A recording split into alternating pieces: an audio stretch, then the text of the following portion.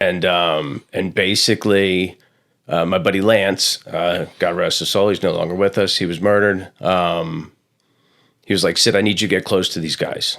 Okay. And I'm like, this guy hates me. I basically just took his girlfriend from him. How do you want me to get close to him? He's like, find a way.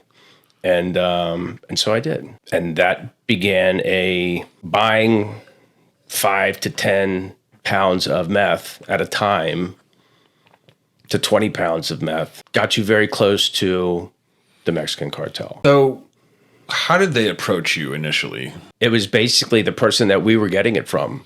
Okay. They were the ones that were one step away from it. Right. And so as you start... So basically any major drug flow in California in the 90s is going through the Mexican. Is going through the cartel. And so when you start buying, like I said, 20 pounds of meth, give me 5 keys of coke, take 100 pounds of weed. Yeah. Doesn't matter which avenue you start going into. So they've been in business a long time. Oh, yeah. How far back do they go in California? MA was the Mexican mafia in Arizona, which I lived in Arizona before I moved to California. So you're talking about... This could be 60s, 70s? Probably, yeah.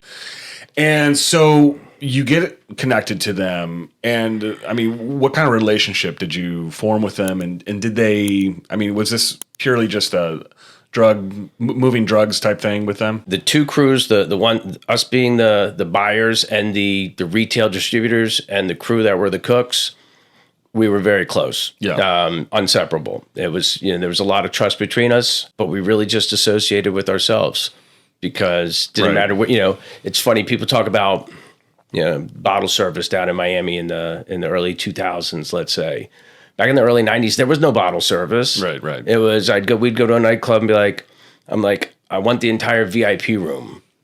And they're like, we don't do that. And I'm like, I'll buy a case of Cristal. And they're like, you'll spend $10,000, $15,000. And I'm like, yeah, but I want the whole room. And the manager would be like, okay, no big deal. Right. And so you've got, it was, we had a guy we had a Croatian guy that was in his 50s. You've got, Lance in his 30s.